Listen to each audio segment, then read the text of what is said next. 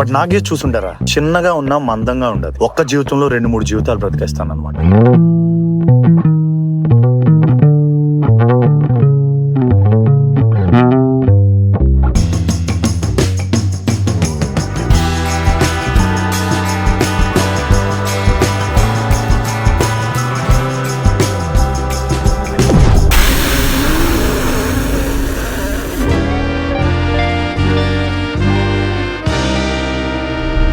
Ladies and gentlemen, Rao Bahadur ఒక unconventional film. నార్మల్గా సినిమాలు క్వశ్చన్లకు ఆన్సర్స్ ఇస్తాయి. రావ్ బహదూర్ క్వశ్చన్స్ క్రియేట్ చేస్తుంది, దాని తర్వాత ఇంకా పెద్ద క్వశ్చన్స్ క్రియేట్ చేస్తుంది, ఒక 20 నిమిషాల తర్వాత మెల్లగా ఆన్సర్ చేస్తుంది, కాసేపు తర్వాత మెల్లగా ఆన్సర్స్నే క్వశ్చన్ చేసేలా చేస్తుంది. ఇది మిస్టరీ రైటింగ్ కాదు, it's a psychological writing. As an aspiring film maker నేను మనస్ఫూర్తిగా నమ్ముతున్నాను, నాగ చైతన్య గారు చెప్పినట్టు రావ్ బహదూర్ తెలుగు ఫిల్మ్ ఇండస్ట్రీలో ఒక రెఫరెన్స్ పాయింట్లా తయారవుతుంది. It will definitely age like a fine wine. అడగందే అమ్మాయిని అన్నం పెట్టదంటారు, అందుకే గుర్తు చేస్తున్నాను గైస్. నేను ప్రతి వీడియోని 100 గంటలు ప్రిపేర్ చేసుకుని నరేషన్ అండ్ దెన్ 100 గంటలు ఎడిట్ చేస్తాను. ఫైనల్గా నేను కోరుకునేది మీకు వీడియో నచ్చితే లైక్ చేయడం అండ్ ఏదో ఒక కామెంట్ పెట్టడం. ట్రస్ట్ మీ, ఈ వీడియో చాలా బాగుంటుంది. 100% worth watching. And before getting to the video, congratulations to all of us. 1 lakh community అయ్యాం మనం. And this is just the beginning and the best is yet to come. Onwards and upwards. అలాగే కొంతమంది special video అడుగుతున్నారు. మీకు తెలుసు కదా, quality చేయడానికి time పడుతుంది, కానీ వచ్చినప్పుడు డెఫినెట్గా వర్తి అనిపిస్తుంది. అలాగే కొత్తగా వచ్చింటే వీడియో యొక్క ప్రొఫైల్ ఓపెన్ చేసి చెక్అవుట్ చేయడం మాత్రం అస్సలు మర్చిపోకండి. క్వాలిటీ స్టఫ్ దొరుకుతుంది. Let's get to the video. అసలు సినిమా పర్పసే మారిపోయింది. నిజంగా దాన్ని మళ్ళీ గుర్తు చేసిన సినిమా రావ్ బహదూర్. ఆల్మోస్ట్ అన్ని సినిమాలు ఏదో ఒక సినిమాని గుర్తు చేస్తాయి, ఆర్ ఒక రెఫరెన్స్ ఉంటుంది, ఇది ఈ టైప్ సినిమా అన్నట్టు. బట్ దీనికి అలాంటిది ఏం అనిపించలేదు. మోస్ట్ ఒరిజినల్ ఫిల్మ్ ఇది. మన చిన్నప్పుడు చందమామ కథలు చదివేవాళ్ళం, వినేవాళ్ళం. నాకు ఇంకా గుర్తుంది, చందమామ పుస్తకం మంత్లీ ఎడిషన్స్ వచ్చే ఒకప్పుడు నా ఫేవరెట్ అది. ఈ సినిమా చూస్తుందని చెప్పి నాకు అందులో కథ చదువుతున్న ఫీలింగ్ వచ్చింది. అదేంటో కానీ ఇది కొంచెం పర్సనల్, ఈ కాంట్రవర్సీకి అస్సలు సంబంధం లేదు. నేను KGF, దురంధర్ని ఎంత ఎంజాయ్ చేస్తాను, రావ్ బహదూర్ని కూడా అంతే ఎంజాయ్ చేస్తాను. ఒక్కసారి నన్ను నేను క్వశ్చన్ చేసుకున్నా, నాకు అర్థమైంది ఒకటే, ఇట్స్ ఆల్ అబౌట్ ప్రెజెంటేషన్. వాళ్ళ స్టోరీని ఎలా ప్రెజెంట్ చేశారు, ఎలాంటి ఫిల్మ్ మేకింగ్ టెక్నిక్స్ యూజ్ చేశారు, ఆ యూనిక్నెస్ ఏంటి, ఆ విజన్ ని స్క్రీన్ మీద ఎంత కన్విన్సింగ్ గా ఎగ్జిక్యూట్ చేశారు, అదే నేను ఎక్కువగా అప్రిషియేట్ చేస్తాను. నేను ఫిల్మ్స్ ని ఆర్ట్ సినిమా, మాస్ సినిమా అని డివైడ్ చేయను. నాకు it's all about how a film is made. ఆ క్రాఫ్ట్, ఆ ఎగ్జిక్యూషన్, ఆ సినిమాటిక్ లాంగ్వేజ్ ఎగ్జైట్ చేస్తే చాలు. ఈ సినిమా ఆ విషయంలో కంప్లీట్ గా ఆల్ అవుట్ వెళ్ళింది. రావ్ బహదూర్ గురించి ఒక్కటే ముక్కలు నాకేమనిపించిందో చెప్పాలంటే, ఇది మోడర్న్ డే మాయాబజార్. ఎందుకన్నా వీడియోలో ముందుకెళ్లే కొద్దీ చెప్తాను. చాలా సంవత్సరాల తర్వాత స్వచ్ఛమైన తెలుగు పదాల వాడకం, అది కూడా సింక్ సౌండ్ లో. అబద్ధం అందమైన పాట లాంటిది, చెబితే చెవులు అమృతం పోసినట్టుంటుంది. సతమత పెట్టే నిజం కన్నా కితకిత పెట్టే అబద్ధమే ఆరోగ్యానికి మంచిది. వింటా ఉంటేనే ఒక వింటేజ్ ఫీలింగ్ ఇస్తుంది. ఇవన్నీ with beautiful aesthetics and brilliant film making తో.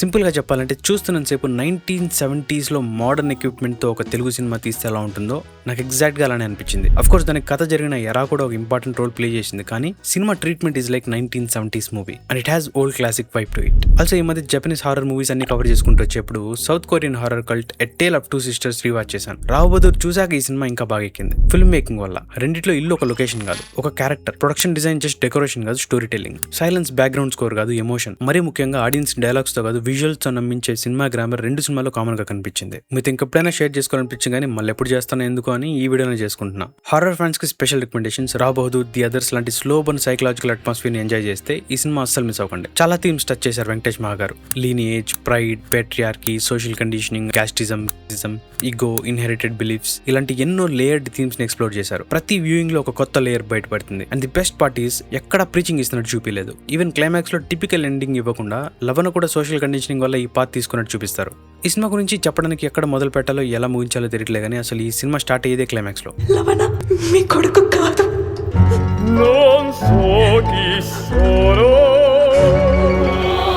Psychological drama in this film starts after the film ends.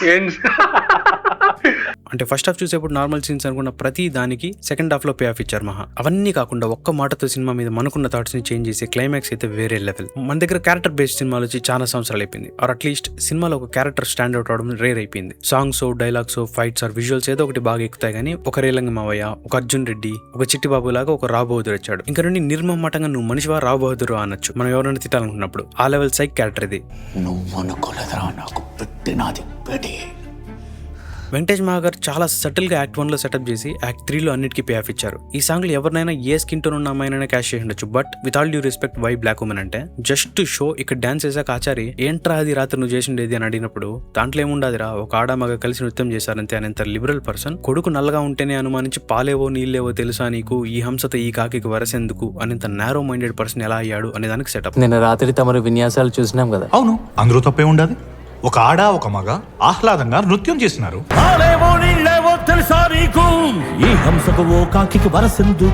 Also ఇలాంటివి చాలా ఉన్నాయి, చాలా పే ఆఫ్స్ అండ్ చాలా డీటెయిల్స్.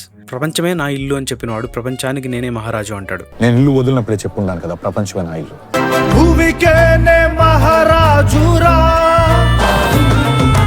ఫస్ట్ హాఫ్ లో ఆచారితో కుట్లుడిపోతాయి అంటాడు. And that is from conditioning song. లవణప్పకి చెవు పోగుంటుంది, బట్ అది అలంకరణ లాగా వేసుకోలేదు. కుసుమ లవణ చెవు కొరికేసి ఉంటాడు, అది కవర్ చేసుకోవడానికి వేసుకుంటాడు.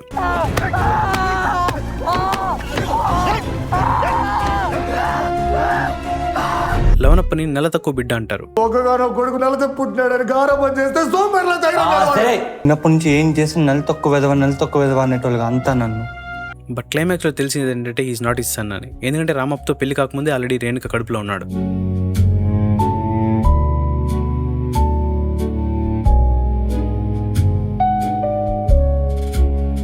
దేశ సంచారి సాంగ్ లో కేజ్ లో డాన్స్ చేస్తాడు. తర్వాత అర్థమైతుంది it's about his life ending up in cage అని. ఆ గదిలోనే కొన్ని సంవత్సరాలుగా ఉండిపోతాడు. బయటకు వచ్చినారా? 8 ఏళ్ల తర్వాత మొదటిసారి ఆచారి యంగ్ రామప్పని ఇంటికి తిరిగి రమ్మని అడుగుతాడు. బట్ రామప్పకి ఆస్తి అంతస్తుల మీద ఇంట్రెస్టే లేదు. తోలుకురాడని గేదెనా గొర్రెనా రావడం ఇష్టం లేదు. ఆచార్య లవణతో ఎందుకు అమెరికా వెళ్ళిపోతున్నావు అని అడుగుతాడు. దానికి అతను ఇదేం ఆస్తిలే అంటాడు. అమెరికా వెళ్ళి ఎవరి కింద ఊడిగం చేస్తాడంటే ఇందులోనా? ఏం ఆస్తులే అంకుల్, ఎంత ఉండే ఏం లాభం? సేమ్ అంటే మెటఫరికలీ రామప్ప ఈ లీనియేజ్ కాదు కాబట్టి అతనికి లెగసీ మీద ఇంట్రెస్ట్ లేదు. అలాగే లవణ కూడా ఈ లీనియేజ్ కాదు కాబట్టి అతనికి కూడా లెగసీ మీద ఇంట్రెస్ట్ లేదు. ఇద్దరికి ఇంట్రెస్ట్ లేకపోయినా ఫైనల్ గా ఇద్దరు సోషల్ కండిషనింగ్ వల్ల ఆ పాత్ తీసుకుంటారు. యంగ్ రామప్పని గమనిస్తే అతని కళ్ళు చాలా ఓపెన్ గా, లైవ్లీగా, క్యూరియాసిటీతో నిండిపోయి ఉంటాయి. అవి ఒక ప్రపంచాన్ని చూడాలనే ఆసక్తిని రిఫ్లెక్ట్ చేస్తుంది. మిడిల్ ఏజ్ వచ్చేసరికి అదే కళ్ళు చిన్నగా టన్నల్ విజన్ లా మారిపోతాయి. మెటఫరికల్ గా చెప్పాలంటే ఇప్పుడు అతని ప్రపంచాన్ని మొత్తం చూడట్లేదు, తన నమ్మకాల్ని కన్ఫర్మ్ చేసే విషయాల్ని చూస్తున్నాడు. డౌట్, ఈగో, సస్పిషన్ అవి తన పర్స్పెక్టివ్ ని నేరో చేస్తాయి. ఇంకా లాస్ట్ గా ఓల్డ్ రామప్పని చూస్తే కళ్ళు మళ్ళీ పెద్దగా కనిపిస్తాయి. ఆన్సర్స్ కోసం వెతుకుతూనే ఉంటాడు. ఒక జీవితం అంతా సర్టెనిటీ కోసం పెరిగిన మనిషి చివరికి ప్రతి చోట సమాధానం వెతుకుతూనే ఉంటాడు. కండిషనింగ్ సాంగ్ అప్పుడు ఫ్రేమ్స్ లో ఎవరు కనిపిరు, శుభ్రం చేస్తా, ఎందుకంటే వాళ్ళంతా వచ్చి కండిషనింగ్ చేస్తూ ఉంటారు కాబట్టి. Attention to detail at it speak. Ramappa వాళ్ళ నాన్న చేతిని చెస్ట్ మీద పెట్టుకుని చనిపోతారు, బికాస్ అది వాళ్ళ వంశ ప్రతిష్ట కాబట్టి. బట్ రామప్ప కాన్స్టెంట్ గా ప్రాక్టీస్ చేయాల్సి వచ్చింది. అండ్ ఈవెన్ దెన్ లాస్ట్ లో చనిపోయినప్పుడు అతని చేతిని ఆచారి చెస్ట్ మీద పెడతాడు. ఎందుకంటే రామప్ప నిజమైన వంశం ఇది కాదు కాబట్టి. కానీ కాపరి ఆ చేయిని ఇచ్చేస్తాడు. సింబాలికలీ జీవితం మొత్తం రామప్ప నమ్మిన వంశ గౌరవం అనే నమ్మకాన్ని ఆ ఒక్క యాక్షన్ తో సినిమా బద్దలు కూడా ఇస్తుంది. పెద్ద మనిషి, కొద్దిగా మర్యాద. పెద్ద మనిషి అరగంట ఆగొచ్చి బూడిద బంగారం పట్టుకోండి. నలుపు కూడా రంగే కదా అంటుంది రేణుక. ఏ తెల్లటి పాలు కలిస్తేనే ఏ రంగైనా రావాలా? నలుపు కూడా రంగే కదా. అది కుసుమకి కనెక్ట్ అవుతుంది. ఏరా మనవడా, ఇంత కన్నిగా పుట్టినావు, ముద్దు పెట్టుకుంటే మూతి నల్లగా అయిపోతుందని భయమేస్తుందిరా. పాండవుల గురించి డైలాగ్ ఉంటుంది. పాండవులు ఎలా రాజులు అవుతారు, పాండురాజుకి బయాలజికల్ సెన్స్ కాదు అన్నట్టు. పాండవులు పుట్టినారా? పాండవులు పుట్టలేదా? నమ్మరండి, పాండవులు పుట్టలేదు. అది డైరెక్ట్ గా రిలేటెడ్ టు ఈ స్టోరీ. ఇక్కడ కూడా రామప్ప బయాలజికల్ సన్ కాదు, వాళ్ళ నాన్నకి. మీ నాయన కొడుకువి కాదు. ఆల్సో లవన్ కూడా బయాలజికల్ సన్ కాదు, రామప్పకి. లవణ మీ కొడుకు కాదు. టౌన్కి వెళ్తాండా, సరదాగా వస్తారని అడిగినప్పుడు మూడ్ బాలేదు, సంథింగ్ పర్సనల్ అంటుంది. టౌన్కి వెళ్తాండా, సరదాగా వస్తారా? సారీ, ఇవాళ నాకు మూడ్ అంతగా బాలేదు, కొంచెం పర్సనల్. అలాగే చాలా మంది ఇంకో రీజన్ అనుకుంటారు, కానీ she was missing her boy friend అప్పటికే. నేను నీకు గుడ్ న్యూస్ చెప్పాలి. మంచిది. తండ్రి ఎవరు? సినిమా స్టార్ట్ అయ్యేది wall of frames and end అయ్యేది కూడా వాల్ ఆఫ్ ఫ్రేమ్స్. కుసుమ చనిపోవడానికి కొంతసేపు ముందే కుమ్మడికాయ తింటాడు విత్ సీడ్స్. చనిపోయిన తర్వాత పూడ్చిపెట్టాక దాన్ని వేలు రామప్ప రూమ్ లోకి వస్తాయి.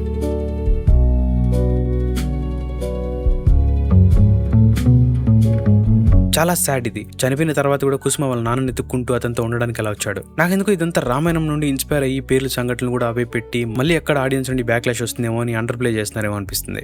రా బహదూర్లో మెటఫోర్స్ అన్ని కేవలం స్టోరీని ఎలివేట్ చేయడానికి కాదు, మన సమాజం ఎప్పటి నుండి నార్మల్ అని నమ్మిన స్టాండర్డ్స్ ని క్వశ్చన్ చేయడానికి. Blood line, family honour, pride ఇలాంటి కాన్సెప్ట్స్ ని మనం ఎంత బ్లైండ్ గా ఫాలో చేస్తామో వెంకటేష్ మహాగారు వాటిని డైరెక్ట్ గా కాకుండా మెటఫోర్స్ ద్వారా డైసెక్ట్ చేశారు. అసలు ఇన్ని లేయర్స్ పెట్టుకుని కూడా మళ్ళీ దానిపైన మ్యాజికల్ రియలిజం అనే కాన్సెప్ట్ యాడ్ చేయడం క్రేజీ. అసలు ఫ్యాంటసీ సినిమాలు చేయడమే తక్కువ మన TFI లో, అలాంటిది తెలుగు సినిమా స్టార్ట్ అయినప్పుడు తీసిన సినిమా లాగా మ్యాజికల్ రియలిజం కాన్సెప్ట్ ని ఒక సైకలాజికల్ డ్రామాలో పెట్టి తీయడం అంటే అది మైండ్ ఆఫ్ మెషిన్ అని అర్థం కాలేదు. రామప్ప దూరంగా మాడుకునే మాటలు కూడా వినగలడు. నాకు అదే గది పట్టేలా ఉండాది, అందుకే పోతుంటా.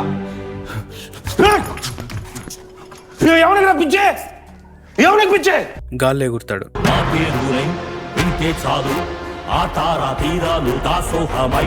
యోగ నిద్రలోకి వెళ్ళి 2 వారాల తర్వాత లేస్తాడు. ఈ రోజు ఉదయం యోగ నిద్ర నుంచి బయటకు వచ్చుండా. బట్ 5 days అంటే ఇట్స్ వియర్డ్. కన్నీళ్లు ముట్టుకుంటే అతనికి కావాల్సిన పని అవుతుందా లేదని తెలుసుకుంటాడు.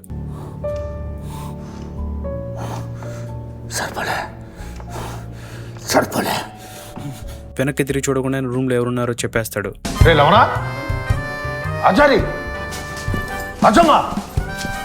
ఇవన్నీ ట్విస్ట్లా జిమ్మిక్లా అనిపించవు. ఆ వరల్డ్ లో నేచురల్ కలిసిపోతాయి. ఇది ఇనిషియల్ గా క్రౌడ్ ఫండింగ్ తో స్టార్ట్ అయింది. అప్పట్లో ఈ సినిమా పేరు మర్మానువు. క్రౌడ్ ఫండింగ్ పిచ్ కూడా చేస్తున్నారు అండ్ ఫైనల్ గోల్ 6 crores. కానీ ఇదంతా చూసి చాయ్ బిస్కెట్ టీం ముందుకు రావడం, వాళ్ళకి మహేష్ బాబు గారితో ఉన్న కనెక్షన్ యూజ్ చేసుకుని సినిమాని ప్రెజెంట్ చేపించడం. సో సినిమా అనుకున్న దానికంటే ఫ్యూ టైమ్స్ పెద్దగానే తీయగలిగారు. అసలు రా బహదూర్ కామెడీ ఫీలింగ్ గా కూడా వర్కౌట్ అయింది నాకు. ఉన్నట్టుండి దౌడు పుడుతుంటే నువ్వు ఉన్న లివర్ క్యాన్సర్ వచ్చిందేమో కంగారు పడినా. చచ్చిపోయిన మా మరిదికి ఒక కొడుకుంటాడప్పా. 2 రోజుల క్రితం వాడు మా కొడుకుని తల నరికి చంపేసినాడు. ఆ కోపంతోనే మా ఆయన తనకు తమ్ముడు కొడుకుని కూడా చూడకుండా మా మరిది కొడుకుని చంపుతానని దిగినాడు. కానీ వాడే మా ఆయన్ని మంటల్లోకి తోసేసి తగలబెట్టేసినాడు. ఈమెగా చెప్పే కథలు కనుక సినిమాలుగా తీస్తే మినిమం 1000 కోట్ల కలెక్షన్ వస్తారు. ఒకటే సినిమాలో ఇన్ని వేరియేషన్స్ ఉండడం, అందులోనూ చెప్పాలనుకున్న దాన్ని కాంప్రమైజ్ కాకుండా చెప్పడం great. Production design, acting, short making, editing pattern, structure అవన్నీ ఫిల్మ్ మేకింగ్ టెక్నికాలిటీస్లో అయితే completely different. But it's so new. గొప్ప సినిమాలకి good cinematography, good editing, good music, good production and సపరేట్గా ఉండదు. ప్రతి డిపార్ట్మెంట్ వాటి పర్పస్ ని బెస్ట్ గా సర్వ్ చేస్తాయి. అండ్ రా బహదూర్ ఇస్ ఎగ్జాక్ట్లీ దట్. నాకేమనిపించింది అంటే వెస్ ఆండర్సన్ అండ్ యార్గోస్ లాంతిమోస్ ఇద్దరు కలిసి సినిమా తీస్తే ఎలా ఉంటుందో అలా ఉంది. నేను 2 months back best movies of 2026 వీడియోలో యార్గోస్ లాంతిమోస్ లేటెస్ట్ ఫిల్మ్ బుగోనియా సజెస్ట్ చేసినప్పుడు ఇలా చెప్పాను.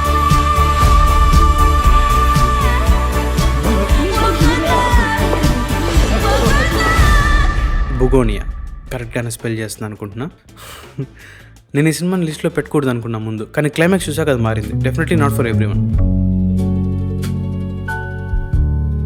అండ్ యార్గోస్ లాంతిమోస్ ఏమంటారంటే, I like to construct films in a way that makes you feel a bit uncomfortable, be able to enjoy them, be intrigued, start to think about the meaning of things.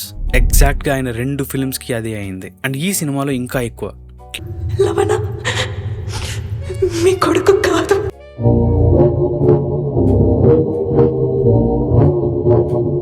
నువ్వు మీ నాయన కొడుకువి కాదు.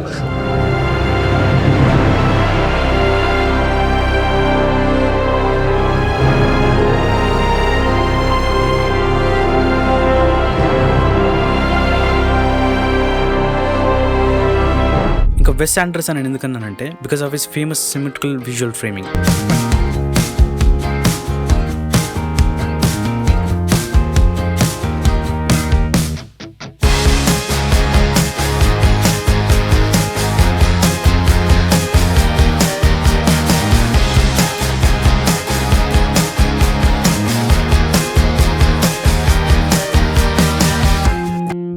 స్టార్టింగ్లో మాయాబజార్ లాగా అనిపించింది అనేది కేవలం aesthetic reasons కోసం అనలేదు. మనందరికీ తెలిసిందే 69 సంవత్సరాల ముందు రిలీజ్ అయిన ఈ లెజెండరీ తెలుగు సినిమాలో ఎన్ని ఫిల్మ్ మేకింగ్ టెక్నిక్స్ యూజ్ చేశారు. Practical trick photography, forced perspective, stop motion animation, multiple exposure, miniatures, ఇలా tens of film making techniques use చేసుకుని కథ చెప్పారు. Way ahead of its time అని చెప్పొచ్చు. అండ్ ఈ సినిమాలో కొత్త కనుక్కున్నారని చెప్పను, కానీ మనం రేర్ గా చూసే చాలా ఫిల్మ్ మేకింగ్ టెక్నిక్స్ యూజ్ చేశారు. నేను స్టార్టింగ్ లో చెప్పినట్టు ఫిల్మ్ మేకింగ్ టూల్స్ ని కూడా కథలో ఒక భాగం చేశారు. ఒక్కొక్కడు తల్లు పిక్కుంటాడు.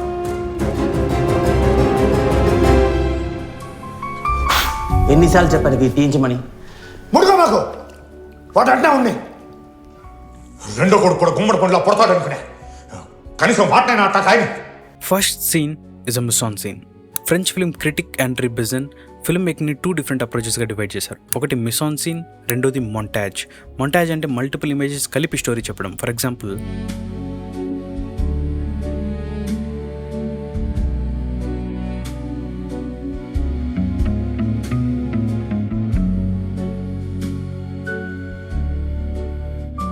మిసాన్ సీన్ అంటే సింగిల్ ఇమేజ్లో స్టోరీ చేయడం అండ్ ఆల్సో ఫ్రేమ్లో set design, props, lighting, drama అన్నీ చూడొచ్చు. అయితే డాష్ పెనుభూతం గడిరేపు అనుమానం పెనుభూతం. ఆ భూతమే పట్టుండదురా నాకు. కన్వర్జేషన్ బిట్వీన్ రామప్ప అండ్ ఆచార్య అప్పుడు కెమెరా జస్ట్ ట్రైపాడ్ మీద సెట్ చేశారు, సింబలైజింగ్ రామప్పస్ లైఫ్. అలా ఆ బంగ్లాలో కదలికలు లేకుండా ఉండడం. వన్స్ రామప్ప ఆచార్యతో అతను చూసిన DNA న్యూస్ గురించి చెప్పి అడగంగానే కెమెరా మూవ్ అవుతుంది, సింబలైజింగ్ దట్ వాడి జీవితంలో మొమెంటం వచ్చింది అని. బ్రిలియంట్ అసలు. ఒకసారి గుర్తు చేసుకోండి, లాస్ట్ గా ఫిల్మ్ మేకింగ్ టూల్స్ ని కూడా ఫిల్మ్ లో ఒక భాగంగా ట్రీట్ చేసిన సినిమా మన తెలుగు సినిమాలో ఏంది అని. వాస్తవంగా మాట్లాడితే ఒక చేతి వేళ్ల మీద లెక్కించేయచ్చు. ఫస్ట్ సీన్తోనే ఇది రిచ్ ఫిల్మ్ మేకింగ్ ఎక్స్పీరియన్స్ అవ్వబోతుంది అని అటెన్షన్ గ్రాప్ చేసింది. ఆ మూమెంట్ నుండి నేను కంప్లీట్గా హుక్ అయిపోయాను. నేను టీజర్ అండ్ ట్రైలర్ వచ్చినప్పుడే ఆబ్వియస్గా ఇది చాలా ఒరిజినల్గా ఉంటుందని ఎక్స్పెక్ట్ చేశాను, కానీ ఈ లెవెల్లో ఉంటుందని మాత్రం ఎక్స్పెక్ట్ చేయలేదు. World class film making. ఈ షాట్ని అబ్జర్వ్ చేయండి. కెమెరా స్లోగా ప్యాన్ అవుతుంది, కానీ ఫ్రేమ్లో మనకు ఒకటే క్యారెక్టర్ మల్టిపుల్ ప్లేసెస్లో కనిపిస్తాడు, డిఫరెంట్ పనులు చేస్తూ. ఇది సింపుల్ VFX కాదు, motion control composite shot. Different మూమెంట్స్ని మల్టిపుల్ టేక్స్లో షూట్ చేసి తర్వాత అన్ని టేక్స్ని పర్ఫెక్ట్గా కంపోజిట్ చేస్తారు. చాలా ప్రిసైజ్ ప్లానింగ్ కావాల్సిన ఫిల్మ్ మేకింగ్ టెక్నిక్ ఇది. 1991 పార్ట్ మొత్తం అనమాఫికల్ లెన్స్తో షూట్ చేశారు, మిగతా అంతా స్పెరికల్ లెన్స్. ఊరికే అలా సరదాగా మధ్య వరకు వెళ్ళి ఎలా ఉంటుందో చూద్దామని. అయితే మీరు వెళ్ళండి. ప్రతి ఫ్రేమ్ రిచ్ అండ్ సినిమాటిక్గా ఉన్నాయి. మనం అనమాఫిక్ లెన్స్ అనగానే సినిమాటిక్ లుక్ కోసం స్టైలైజ్ చేయడానికి యూజ్ చేశాను అనుకుంటాం, and that's partly true. But ఇక్కడ ఎస్థెటికల్ డెసిషన్ మాత్రమే కాదు, నెరేటివ్ డెసిషన్ కూడా. నేను దురంధర్ వీడియోలో చెప్పా కదా, అనమాఫిక్ లెన్స్ యూజ్ చేస్తే అది సెన్సార్లోకి ఇమేజ్ని స్క్వీజ్ చేసి పంపిస్తుంది. దాన్ని సాఫ్ట్వేర్ డీస్క్వీజ్ చేసినప్పుడు అది ఎక్కువ హారిజాంటల్ ఇమేజ్ యాడ్ చేస్తుంది. అంటే నార్మల్ స్పెరికల్ లెన్స్తో షూట్ చేసిన దానికంటే సేమ్ ఫోకల్ లెంత్లో అనమాఫిక్ లెన్స్తో ఎక్కువ ఇమేజ్ చూడగలం. దానివల్ల రామప్పనే కాదు, అతనికి చుట్టూ ఉన్న ప్లేస్ని, సింబల్స్ని, ప్రొడక్షన్ డిజైన్ని చదవడం మొదలు పెడతాం. ఈ కాన్వర్సేషన్ అప్పుడు ఈ షాట్ని అబ్జర్వ్ చేస్తే కెమెరా రామప్ప షోల్డర్ వెనక నుంచి స్టార్ట్ అయ్యి కంప్లీట్ 180 డిగ్రీ ఆర్క్లో ట్రావెల్ అవుతూ ఫైనల్గా ఆచార్య షోల్డర్ వెనక ఎండ్ అవుతుంది. మీ నాయన మళ్ళీ మామూలు మనిషి అయ్యే సూచనలా ఇప్పుడు ఆ బాధ్యత నా పైన పడినది. ఒక సింగిల్ కెమెరా మూమెంట్తో మన పర్స్పెక్టివ్ని ఒక క్యారెక్టర్ నుంచి ఇంకో క్యారెక్టర్ దగ్గరికి షిఫ్ట్ చేశారు. రామప్ప ఓవర్ ది షోల్డర్ షాట్గా స్టార్ట్ అయ్యి ఆచారి ఓవర్ ది షోల్డర్ షాట్గా ఎండ్ అయింది. యూజువల్గా ఇది అవాయిడ్ చేసి ఓవర్ ది షోల్డర్ షాట్ పెట్టడం చూస్తాం, కానీ ఇది బాగుంది. ఈ షాట్స్ అన్ని double Dolly shots. Character and camera రెండు ఒకే వైపు మూవ్ అవుతాయి, అండ్ క్యారెక్టర్ నడవదు, గాల్లో ఉన్నట్టు అనిపిస్తుంది. అందుకే మనకు చూస్తున్నప్పుడు ఒక డ్రీమీ సర్రియల్ ఫీలింగ్ వస్తుంది. ఇది స్పైక్ లీ కాన్స్టెంట్గా ఆయన ఫిల్మ్స్లో యూజ్ చేసేవాడు.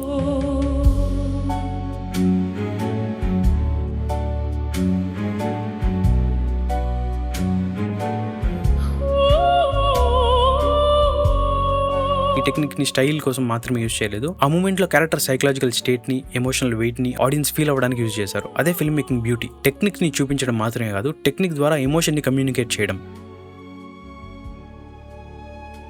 స్క్రీన్ ప్లే రాసింది, డైరెక్ట్ చేసింది మాత్రమే కాదు, ఈ సినిమాని ఎడిట్ చేసింది కూడా వెంకటేష్ గారే. అందుకే screen play rhythm, reveals, pauses, silence ఇవన్నీ సెపరేట్ డిపార్ట్మెంట్స్ లా కాకుండా ఒక సింగిల్ క్రియేటివ్ విజన్ నుంచి వచ్చినట్టు కన్సిస్టెంట్ గా కనిపిస్తుంది. స్క్రీన్ ప్లేలో ఇమాజిన్ చేసిన రిథమ్ ని ఎడిటింగ్ టేబుల్ మీద కాంప్రమైజ్ చేయకుండా ఎగ్జాక్ట్ గా అలానే స్క్రీన్ మీదకి తీసుకొచ్చారు. అది కాకుండా ఏ డిపార్ట్మెంట్ కంపీట్ చేసినట్టు అనిపించలేదు, ఎందుకంటే ఇవన్నీ ఒక కంటిన్యూస్ థాట్ ప్రాసెస్ నుండి వచ్చింది కాబట్టి. అదే ఈ సినిమాకి ఒక యూనిక్ రిథమ్ తీసుకొచ్చింది. అండ్ ఆయన క్లారిటీ ఇవ్వడం కోసం ఎడిట్ చేసినట్టు ఉండదు, క్యూరియాసిటీ పెంచడానికే ఎడిట్ చేసినట్టు ఉంటుంది. ఒక పక్క అచ్చమ్మయేమో రామప్ప ఇలా అయిపోయిందని కారణం ఇలా చెప్తుంది.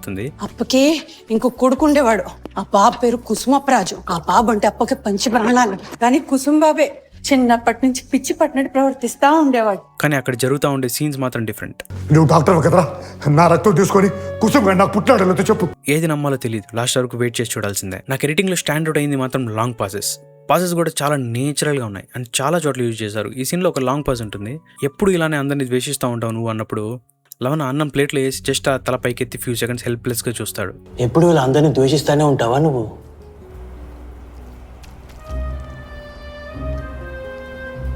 చిన్నప్పటి నుంచి ఏం చేసి నెల తక్కువ వెదవ అనేటోళ్ళుగా అంతా నన్ను నమ్ముతారా? ఇక్కడ 20 సెకండ్ల లాంగ్ పాజ్ ఉంటుంది. కాబట్టి నా మాట విని పిచ్చి ఆలోచన మానుకోరా.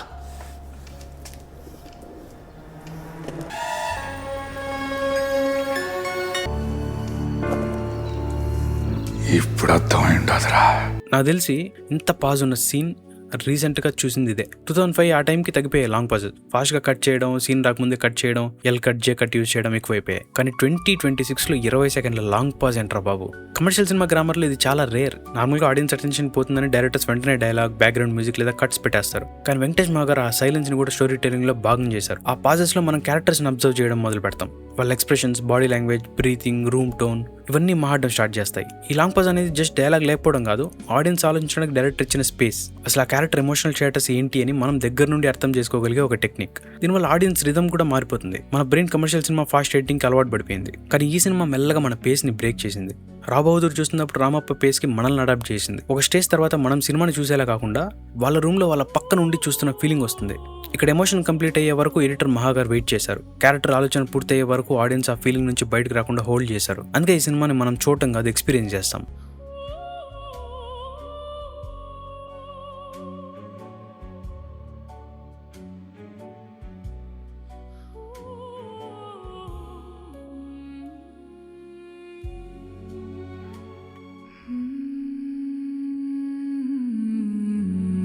Great acting, great music. Every performance in this film is amazing. Satyadev గారు అంత ప్రోస్థెటిక్ మేకప్ వేసుకుని యాక్ట్ చేయడమే పెద్ద విషయం అంటే రాబహదూర్లోకి పరకాయ ప్రవేశం చేశారు. ఒకప్పుడు నా ప్రపంచం కూడా చాలా విశాలంగా ఉండేది. నా కథ కానీ సినిమాగా తీయాలంటే 2 భాగాలుగా తీయాలి తెలుసా, కనీసం 2 భాగాలుగా. మీ యాజ్ అన్ యాక్టర్ నేను చెప్తారా ఏంటంటే డైలాగ్స్ ఇస్తే చెప్పడం నాకు చాలా easy.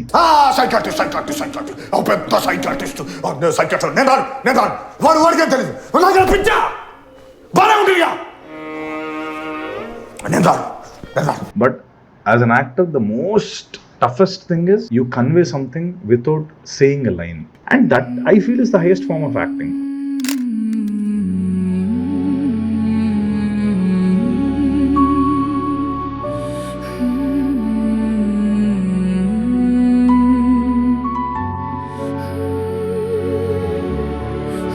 Actually, I mentioned a scene where your eyes are crazed after the sun dies. Kusuma. Like, you have that suspicion, but you also have that sorrow. That one really stood out for me.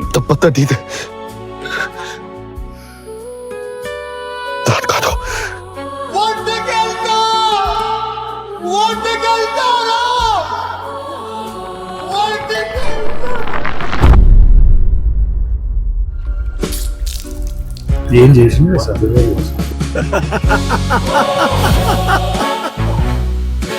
My strength is like I can act well, I can deliver good film for you. మహారాజులా ఉండడం ఏంటి? మహారాజునే మామూలుగా చేయలేను.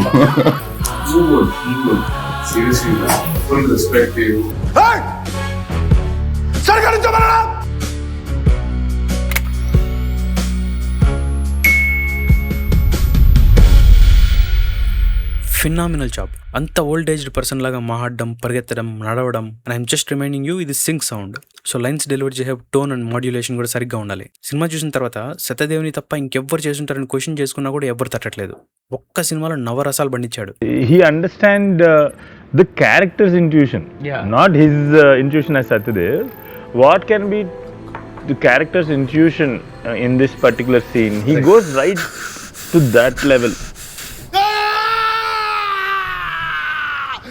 సత్యదేవ్ అనగానే అతను refined actor, finest actor of our Telugu industry.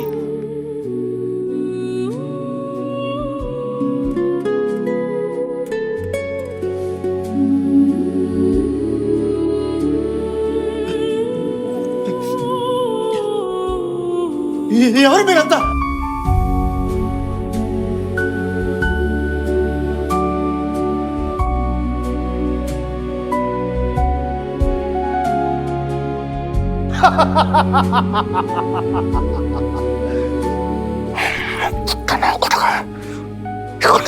పాకిస్తుంటావా?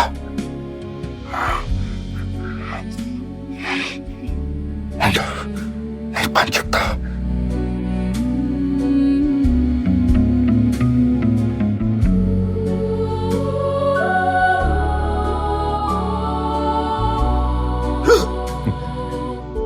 అది ఒకరి నేర్తే వచ్చేది కాదు.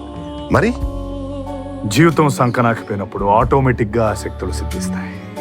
చుక్కానివై నా నౌకను ఉండడమ్మా, చక్కగా పయనించే నౌకన్నకు. ప్రతి క్యారెక్టర్ వాళ్ళకున్న డ్యూరేషన్ వరకు ఇచ్చి పడేశారు. లవణ బాబు అని అచ్చమ్మ, ఏమైంది నాయనా అని లవణ, ఏదో చెప్పి చావరాని ఆచారి, ఈవెన్ కుసుమ ఫేక్ నాన్న కూడా డైలాగ్స్ ఉండవు కానీ వచ్చిన స్క్రీన్ స్పేస్ని 100% యూజ్ చేసుకున్నారు. ప్యాలెస్లో ఏది యాక్సిడెంటల్గా పెట్టినట్టు ఫీలింగ్ రాదు. Furniture, portraits, doors, wood textures, symbols, ఇలాగ ప్రతిదీ మనకి ఈ ఫ్యామిలీ లెగసీని ఎలా వర్షిప్ చేస్తుందో గుర్తు చేస్తూనే ఉంటాయి. ఈవెన్ ఎవ్వరూ మాడకపోయినా ఆ ప్లేస్ మాడుతుంది. అన్ని హ్యూజ్గా ఉంటాయి. రామప్ప యంగ్ ఏజ్లో అతన్ని ఇదే ఇల్లు పవర్ఫుల్గా చూపిస్తే 1991 టైం లైన్ మొత్తం చాలా నెగిటివ్ స్పేస్తో, ఖాళీ చైర్లతో, ఎక్కువ మనుషులు లేని పెద్ద పెద్ద రూమ్స్, ఇవన్నీ క్యారెక్టర్ని ఐసోలేట్ చేస్తాయి. ఈ కాంట్రాడిక్షన్ యాక్సిడెంటల్ కాదు, ఇంటెన్షనలే. అన్నీ ఉన్న ఏమీ లేనట్టు ఇల్లు మొత్తం వైభవాన్ని చూపిస్తూ ఉంటే ఆ వైభవం మధ్యలో ఒక మనిషి ఎంత శూన్యంగా మిగిలిపోయాడో చూపిస్తుంది. సో ప్రొడక్షన్ డిజైన్ మాటలు లేవు. రామప్ప రూమ్కి వెళ్ళాలంటే మెట్లెక్కి వెళ్ళాలి అండ్ అది స్పైరల్గా ఉంటాయి. అది DNA షేప్. అది దాటుకున్న తర్వాత ఒక స్ట్రైట్ పాత్ ఉండదు, మధ్యలో మేజ్ లాంటి వాల్స్ టర్న్స్ ఉంటాయి. ఆ రూట్ క్రాస్ చేసి వెళ్ళాలి. ప్రొడక్షన్ డిజైన్ పర్స్పెక్టివ్లో చూస్తే ఇది జస్ట్ ఆర్కిటెక్చర్, కానీ ఇది జస్ట్ ఆర్కిటెక్చర్ మాత్రమే కాదు, క్యారెక్టర్ సైకాలజీకి ఎక్స్టెన్షన్ లా అనిపించింది. రామప్పని కలవాలంటే ముందు ఆ మేజ్ ని క్రాస్ చేయాలి. సింబాలికల్ గా చెప్పాలంటే రామప్ప మనసు కూడా అలానే ఉంటుంది. బయట నుంచి చూస్తే గ్రాండ్ గా, ఆర్గనైజ్డ్ గా కనిపిస్తుంది, కానీ లోపలికి వెళ్తే కన్ఫ్యూజన్, సస్పిషన్, కాంప్లెక్సిటీతో నిండిపోయి ఉంటుంది. ఇది ఒక పీరియడ్ డ్రామా కాబట్టి కాస్ట్యూమ్స్ కేవలం అందంగా కనిపించడం మాత్రమే కాదు, ఆ టైం పీరియడ్ ని ఆథెంటిక్ గా రిఫ్లెక్ట్ చేయాలి. ఈ విషయంలో కాస్ట్యూమ్ డిజైనర్ ఫినామినల్ జాబ్ చేశారు. ఎందుకంటే వాళ్ళు డిజైన్ చేసిన కాస్ట్యూమ్స్ క్యారెక్టర్ ని మాత్రమే డిఫైన్ చేయడం కాకుండా సినిమా విజువల్ ఐడెంటిటీని కూడా ఎలివేట్ చేసింది. కాస్ట్యూమ్స్ లో ఎన్ని కలర్స్, ప్యాటర్న్స్ ఉన్నా సరే ఎక్కడ ఫ్రేమ్ ని డామినేట్ చేయలేదు అండ్ ఎక్కడ ఆర్టిఫిషియల్ గా అనిపించలేదు. Production design, lighting, cinematography, colour palette తో పర్ఫెక్ట్ గా బ్లెండ్ అయిపోయాయి. ప్రతి కాస్ట్యూమ్ ఆ ప్రపంచంలో భాగంగానే అనిపిస్తుంది, సపరేట్ గా మన అటెన్షన్ డిమాండ్ చేయదు. నాకు ఇంకో ఇంట్రెస్టింగ్ విజువల్ అబ్జర్వేషన్ ఏమనిపించిందంటే, రామప్ప కాస్ట్యూమ్ ని కొన్ని యాంగిల్స్ లో చూస్తే అది గుడ్లగూబలా అనిపిస్తుంది, ఇంకొన్ని షార్ట్స్ లో డ్రాగులలా కూడా అనిపిస్తుంది. ఇది వెంకటేష్ మా గారు ఇంటెన్షనల్ గా డిజైన్ చేశారో లేదా నేను కన్ఫర్మ్ చేయలేను, కానీ మీకు తెలుసు నాకు వ్యాంపైర్స్ అంటే చాలా ఇష్టం, అందుకే నేను కొన్ని ఇంట్రెస్టింగ్ ప్యారల్స్ నోటీస్ చేశానేమో. డ్రాకులా క్యారెక్టర్ మొత్తం బ్లడ్ అబ్సెషన్ మీద బిల్డ్ అవుతుంది, రామప్ప క్యారెక్టర్ మొత్తం బ్లడ్ లైన్ అబ్సెషన్ మీద బిల్డ్ అవుతుంది. ఆయన మా ముత్తాత గారి తాతగారి తాతగారు. డ్రాకులా ఒక పెద్ద క్యాజుల్లో అందరికి దూరంగా ఐసోలేషన్ లో జీవిస్తే, రామప్ప కూడా ఈ పెద్ద బంగ్లాలో అందరి మధ్యలో ఉన్న నిజానికి ఒంటరిగానే జీవిస్తాడు. డ్రాకులా రాత్రుల్లో నీడల్లో తిరుగుతాడు, రామప్ప కూడా తన అనుమానాలు, తన ఆలోచనలు చీకట్లోనే బ్రతికేస్తాడు. గుడ్లగూబ సింబాలిజం చూసినా కూడా ఇదే కనెక్షన్ కనిపిస్తుంది. అవులంటే డార్క్నెస్, ఐసోలేషన్, సైలెంట్ అబ్జర్వేషన్ కి ఒక సింబల్. సినిమా మొత్తం రామప్ప అదే చేస్తాడు. ప్రతి ఒక్కరిని గమనిస్తాడు, ప్రతి మాటని అనలైజ్ చేస్తాడు, ప్రతి విషయం మీద అనుమానం పెంచుకుంటాడు. చివరికి తన జీవితం మొత్తం ఒక అబ్జర్వేషన్, ఒక డౌట్, ఒక అబ్సెషన్ మీద మారిపోతుంది. ఆ పర్స్పెక్టివ్ లో చూస్తే రామప్ప కాస్ట్యూమ్ కేవలం పీరియడ్ లుక్ కోసమే కాదు, అతని సైకాలజీని కూడా రిఫ్లెక్ట్ చేస్తుంది అనిపిస్తుంది. ఇలాంటి ఫిల్మ్స్ ని కలర్ గ్రేడ్ చేయడం అంత ఈజీ కాదు, ఎందుకంటే చాలా సినిమాలు ఒక లిమిటెడ్ కలర్ ప్యాలెట్ ని ఫాలో అవుతాయి. మోనోక్రోమాటిక్ కానీ, కాంప్లిమెంటరీ ప్యాలెట్ కానీ, కొన్ని కలర్స్ ని డిసైడ్ చేసి మూవీ అంతా అవే రిపీట్ చేస్తారు. కాబట్టి ఫైనల్ గ్రేడింగ్ లో మొత్తం ఫుటేజ్ ని ఒకే విజువల్ ఐడెంటిటీలోకి తీసుకురావడం రిలేటివ్లీ ఈజీ అవుతుంది. కానీ రాబోదురు అలా కాదు. ఎటు చూసినా vibrant colours, colourful costumes, jewellery, painting, furnitures, wall papers, frames, ప్రతి షాట్ లో ఎన్నో కలర్స్ ఉంటాయి. ఇంత విజువల్ కాంప్లెక్సిటీ ఉన్నా కూడా proper production design, controlled lighting, అలాగే ప్రిసైజ్ కలర్ గ్రేడింగ్ వల్ల ఎక్కడ కలర్ క్లాష్ అనిపించకుండా చేశారు. ప్రతి ఫ్రేమ్ కి ఒక రిచ్, ఎలిగెంట్, టైమ్లెస్ లుక్ వచ్చింది. అదే ఈ సినిమా విజువల్ బ్రిలియన్స్. ఈ సినిమా మ్యూజిక్ కూడా చాలా ఫ్రెష్ ఫీలింగ్ ఇచ్చింది. అలా అనిపించడానికి బిగ్గెస్ట్ రీజన్ అది మన కమర్షియల్ సినిమా గ్రామర్ ని ఫాలో అవ్వకపోవడం.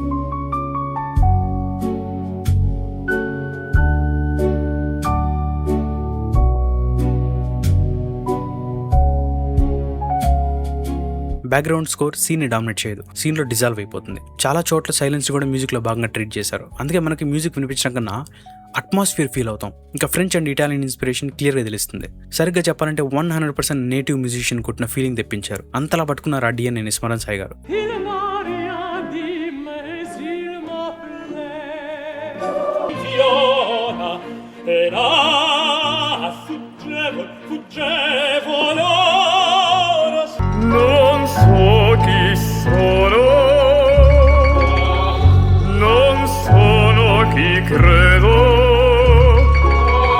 ఫ్రెంచ్ అండ్ ఇటాలియన్ ఓపెరాస్ అంటే లౌడ్గా ఎమోషన్స్ ని చెప్పడం కాదు, అట్మాస్ఫియర్ ని క్రియేట్ చేస్తుంది. మెలోడీ కన్నా మూడ్కి ఎక్కువ ఇంపార్టెన్స్ ఇస్తారు. ఆల్సో సాంగ్స్ కూడా మార్వెలస్, ఒక్కొక్క సాంగ్ ఒక్కొక్క ఆనిముత్యం. బట్ అన్నిట్లో నా ఫేవరెట్ మనోగర్ వాయిస్ లో వచ్చే పారంపర్యం సాంగ్.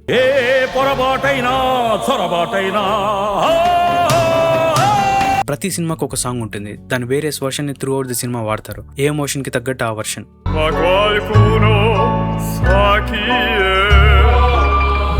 అలా ఈ సాంగ్ ని ప్రతి రిలీజ్ మెటీరియల్లోనూ వాడారు. అండ్ ఆల్సో ఈ సీన్ లో నన్ను ఈ సినిమాలోకి ఎంగేజ్ చేసింది ఇదే.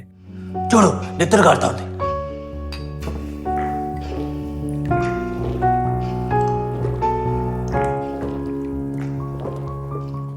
ఒక మిస్టీరియస్ వైబ్ ఇస్తూనే ఒక సాడ్ ఫీలింగ్ ఇచ్చింది. అప్పుడే అర్థమైంది ఎక్కడో గట్టిగానే ఏడిపిస్తాడని. ఈ పోర్షన్ లో నిజంగానే ఏడిపించారు. ఇంకా ఎన్నాళ్ళు ఉందమ్మా అని చెప్పి అడిగారు. హ్యాపీ బర్త్డే రాజా. ఎవరిని పుట్టినావు నువ్వు? ఇంకా ఎన్నున్నాయి? మీరే నేను నేనే మీరు కాదానన్నారు. నా మాటల్లో నా చేతల్లోనూ మీరేగా ఉన్నారు. కన్ను ముక్కు అన్నీ మీవే కాదానన్నారు. ప్రేమగా చూస్తే నాలోన మీకు మీరే కనిపిస్తారు. చాలా సినిమాల్లో గమనిస్తాం కానీ లిరిక్స్ ని, అదేందో ఈ సినిమాలో లిరిక్స్ వింటే చెవుల్లో అమృతం పోసినట్టునింది.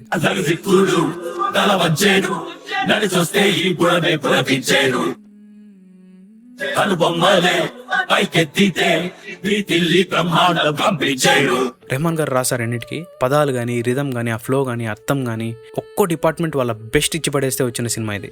సింగ్ సౌండ్ యూజ్ చేశారు ఈ సినిమాకి. ఒక చెప్పలేని ఫీలింగ్ ఇలాగ సింగ్ సౌండ్ యూజ్ చేస్తే. నేను ఈ వీడియోలో ఎక్స్ప్లెయిన్ చేసినట్టు సింగ్ సౌండ్ యూజ్ చేయడం చాలా సంవత్సరాల ముందు ఆపేశారు. డైరెక్టర్ కమ్ యాక్టర్, టెక్నికలీ చాలా స్ట్రాంగ్ నాలెడ్జ్ ఉన్న పర్సన్ లైక్ తరుణ్ భాస్కర్ తీసింది 2 సినిమాలు అండ్ సిరీస్ లో ఒక ఎపిసోడ్ అయినా 2 సినిమాలకి సింగ్ సౌండ్ వాడారు. వెళ్ళి చదువుకోండిరా, లేదా ఏదైనా పని చేసుకోండి, నాశనం అయిపోతాం.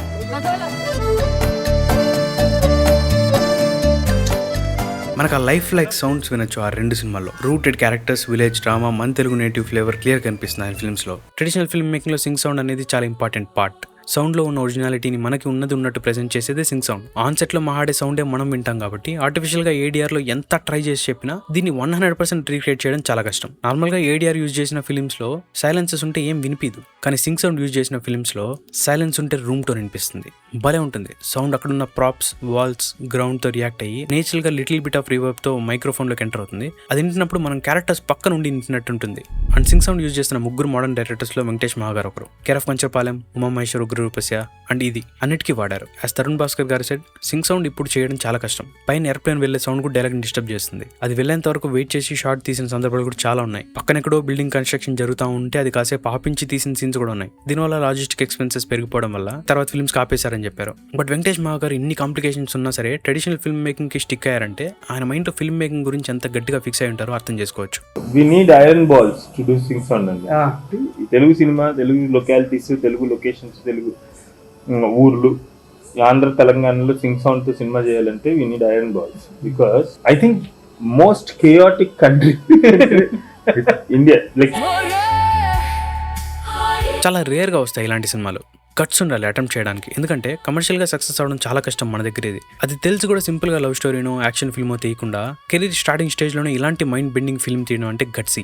లీనియేజ్ గురించి తీద్దాం అనుకుంటే జనరల్ గా ఒక ఫార్మాట్ ఉంటుంది. అంటే ఇతనికి ఏదో అవుతుంది, తర్వాత ఇతను అసలు వీళ్ళ ఫ్యామిలీ కాదని తెలుసుకుంటారు, ఆ తర్వాత క్లైమాక్స్ లో ఒక సోషల్ మెసేజ్ ఇవ్వడానికి మెలో డ్రామాటిక్ సీన్లు, డైలాగులు పెట్టి శుభం కట్టేస్తారు. బట్ ఇక్కడ స్క్రీన్ ప్లేలో 100 డిఫరెంట్ పీసెస్ ఉన్నాయి. అన్నిటిని పర్ఫెక్ట్ గా జాయిన్ చేసి రాబోతు తీశారు మహాగారు. ఒక మాట చెప్పాలనుకుంటున్నాను, IMDb అకౌంట్స్ ఉండి ఈ సినిమా నచ్చిన వాళ్ళు వెళ్ళి 10 రేటింగ్ ఇవ్వండి. Telugu cinemas one of the highest IMDb rated film గా ఉండాల్సిన సినిమా ఇది. అలాగే ఈ సినిమా నచ్చిన మీ ఫ్రెండ్స్ అండ్ ఫ్యామిలీ మెంబర్స్ కి చెప్పండి 10 రేటింగ్ ఇవ్వమని. లీస్ట్ వీ కెన్ డూ ఇది. నేను సిన్సియర్గా ఇది కమర్షియల్ గా సక్సెస్ అవ్వాలని చాలా కోరుకున్నాను, కానీ యాజ్ ఆల్వేస్ దారుణం. చెత్త సినిమాలు హిట్ అవుతున్నాయి, మంచి సినిమాలేమో ఫ్లాప్ అవుతున్నాయి. నాకు అనిపించింది ఏంటంటే ఇది ఇండియాలో కాకుండా మేబీ హాలీవుడ్ లో రిలీజ్ అయ్యి ఉంటే రిసెప్షన్ ఇంకా చాలా బాగుండేది. ఎందుకంటున్నానంటే గెట్ అవుట్ లాంటి సినిమాలు అక్కడ ఎంత బాగా రిసీవ్ అయ్యాయో మనం చూసాం. Discrimination, power structures, social commentary లాంటి థీమ్స్ ని ఎక్స్ప్లోర్ చేసిన విధానంలో ఈ సినిమాలు కూడా చాలా డీపర్ లేయర్స్ ఉన్నాయి. ఇంకా ఇష్యూస్ కూడా వాళ్ళకి కొత్త కాదు, డికేడ్స్ నుంచి డిస్కస్ చేసిన టాపిక్సే. అందుకే నా ఒపీనియన్ లో ఇది ఇంటర్నేషనల్ ఆడియన్స్ దగ్గర, ఎస్పెషల్లీ హాలీవుడ్ మార్కెట్ లో ఇంకా చాలా బెటర్ పర్ఫార్మ్ చేసేది అనిపించింది. రీసెంట్ గా టాక్ వచ్చింది హాలీవుడ్ ప్రొడక్షన్ హౌస్ ఏదో టాక్స్ లో ఉంది రీమేక్ రైట్స్ కి అని. మేబీ రీమేక్ లేదంటే Telugu language with English sub titles కి వైడర్ రిలీజ్ ఇద్దామని చూస్తున్నారంట. ఒకవేళ అదే నిజమై ఓకే అయితే ఖచ్చితంగా ఇది ఉండాల్సిన చోటు ఉంటుందని నేను నమ్ముతున్నాను. అండ్ ఎస్, మొత్తానికి నాకు చాలా ఇష్టమైన సినిమా మీద లేట్ అయినా వీడియో చేశాను, నేను హ్యాపీ. ఇక్కడ దాకా చూసారంటే రావ్ బహదూర్ అండ్ ఈ వీడియో 2 నచ్చే ఉంటాయి అనుకుంటున్నాను. లైక్ చేయడం, కామెంట్ చేయడం మాత్రం మర్చిపోకండి. Meet in my next video. Take care, bye.